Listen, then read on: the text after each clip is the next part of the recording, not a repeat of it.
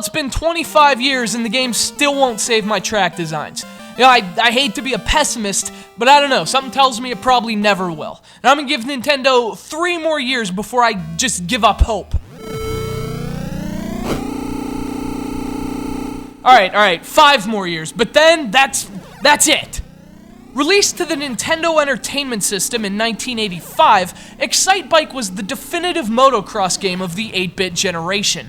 But Nintendo's quadrilateral gray console wasn't the game's first lap. Although Excitebike's star shone brightest on the NES, the game was also released to arcades and Japan's Famicom a year earlier. Now, Nintendo left Excitebike largely untouched for its American debut, and the options for saving and loading track designs attest to that. Essentially the Japanese version of the NES, the Famicom supported a data recorder which allowed players to save their track creations in Excitebike. Obviously, the NES did not, but like a cruel tease from across the Pacific, Nintendo left those options in the menu for the American version. Yeah, real cute, guys. Good thing you shut down the power line. Otherwise, I'd still be calling you on a daily basis just to complain and to ask for some kind of NES firmware update.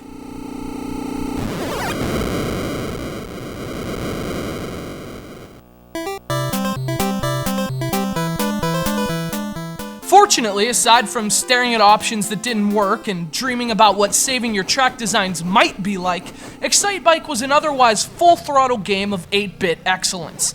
Designed by Shigeru Miyamoto, Excitebike shared the same charm and irresistibly simple gameplay that made his Donkey Kong games so popular. Predating the X Games by about a decade, Excitebike is a racing game featuring colorful, high-flying dirt bikes. You race through 5 tracks loaded with all sorts of ramps and bumps and mud pits. Obstacles which make finishing the race within the required time limit an addictive exercise in old-school D-pad dexterity.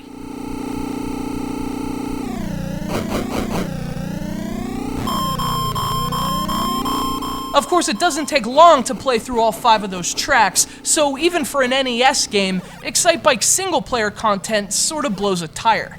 But even so, the game's a blast while it lasts. You accelerate with the A button, but you can also push your engine even harder with the B button.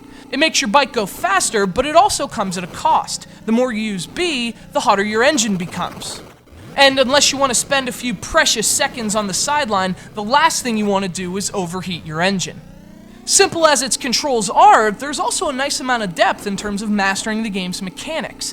In addition to balancing your acceleration, keeping your wheels on the track also helps maintain speed. Tilting your bike in mid-air to land on both wheels is a fine science that can make you motor, or if you get the angle wrong, crash and burn. Excitebike also increases its single-player CCs with its pioneering track editor.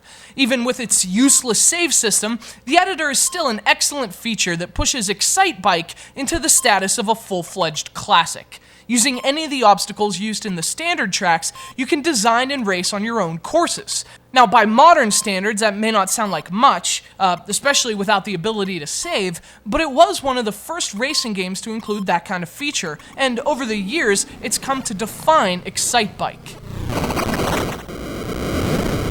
Nintendo's been revisiting the Excite label a lot in recent years, with games like Excite Truck, Excite Bots, and more explicitly, Excitebike for WiiWare.